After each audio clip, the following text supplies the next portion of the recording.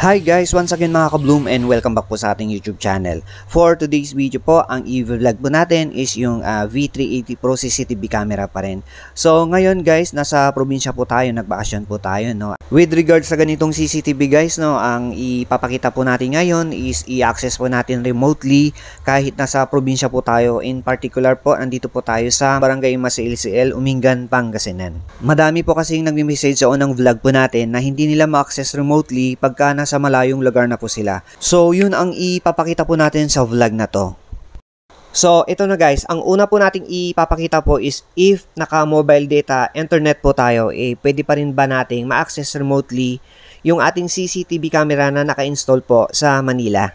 Ito na guys. Bali, i-open na po natin yung ating mobile data, internet. So, i-access po natin yung ating application ng V380 Pro sa ating cellphone. I-open po natin yan para ma-access po natin remotely yung ating CCTV camera sa Manila. So, ito po siya. Nag-open po siya. Yan po yung viewing niya, yung real time recording po niya. And then, pwede mo rin po siyang manavigate. Eto guys, bali i-explore pa natin ng matagal and i-check po natin yung kanyang rotate function. So, accessible po siya guys kahit naka-mobile data, internet lang po tayo. So, yun. And mai-add ko lang po guys, no, na actually kahit nasa ibang bansa ka po or OFW ka sa ibang bansa, pwede mo pong ma-access through sa iyong cellphone itong CCTV camera na naka-install sa Pilipinas. Basta po tama lang yung proper installation, kumbaga yung gagawin po natin.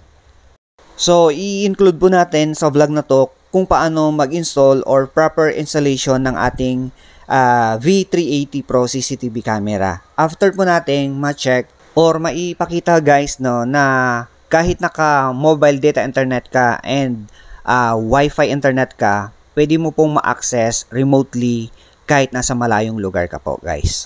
So yun guys, same din po kahit naka-Wi-Fi internet ka po. Recommended actually Wi-Fi internet para ma-access mo or mabilis mong ma-access. Kasi po, mas mabilis ang internet pagka naka-Wi-Fi po tayo.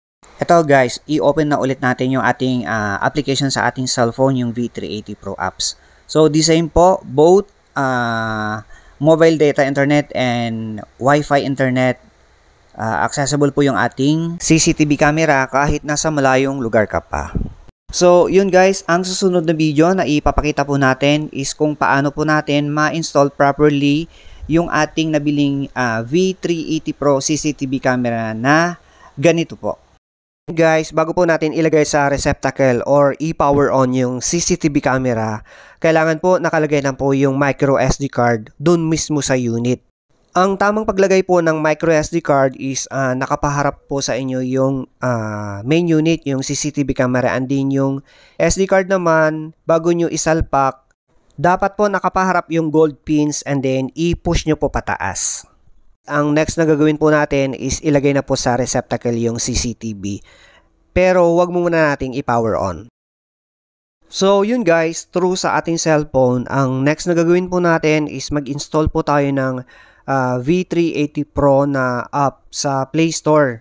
Pagka-install po ng apps, i-open lang po natin and then i-press po natin yung yes, I have read and agree, and then press yung read and agreed. And then press next and then get started po. Guys, i-press lang po natin yung register para makagawa po tayo ng account. Press register. So ang ipang verify po natin for this vlog is email ad po natin. Dito po sa please select country or region, ilagay lang po natin Asia. And then po sa pangalawa, yung email ad po natin. And then press next. Antayin lang po natin.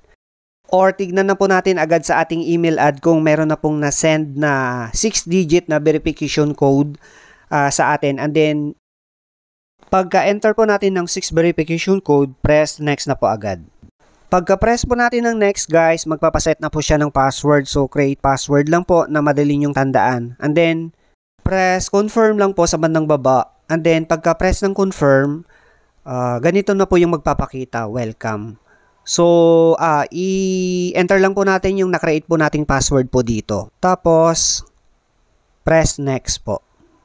So dito, press I know lang and then get started. And then ang next po natin gagawin guys is i-press lang po natin yung permission for adding device, yung kulay orange na text po na to, para ma-enable po lahat, para hindi po tayo mahirapang mag-install po ng CCTV camera mamaya. Do not forget po guys na ma-enable po lahat ng pwedeng i-enable po dito sa portion na to, para po mas smooth po yung pag-install po natin ng ating CCTV camera. Yun guys, kailangan po nating ma-double check kung lahat po na-allow po natin or na-enable po natin. And then after nating mai-allow lahat, press confirm lang and then ready to install na po yung ating CCTV camera. Sa pag-connect po ng ating camera sa ating cellphone, i-press lang po yung add device, yung blue na may plus sign. So pwede na nating i-power on yung power source ng ating CCTV camera, and then ang gagawin ng camera is magko-configure po siya para makapag-connect na po sa ating cellphone. So yun guys, after po natin ma-press yung add device, ganito po yung magpapakita sa ating cellphone. I-press lang po natin yung more ways to add and then press Wi-Fi camera and then press QR code connection. So dito guys, sa portion na to, i-connect na natin sa ating PLDT Wi-Fi itong application ng V380 Pro. Search username and enter password and then confirm and then I know, and then lalabas na po yung QR code then. So yun guys, ang gagawin po natin is i-focus po natin yung QR code sa mismong harap ng CCTV camera para makapag-connect na po siya. So medyo matagal lang po ito pero magko-connect na po yan na kagaya po nito. If narinig po natin na connected na po siya, i-press lang po natin yung I heard network connected. So dito magsiselect lang po tayo ng magiging name ng ating device and then press po natin yung view device para successful na po yung ating pag-install ng ating CCTV smart camera and para makapag-view na po tayo ng activity ng ating CCTV camera through dito po sa ating cellphone.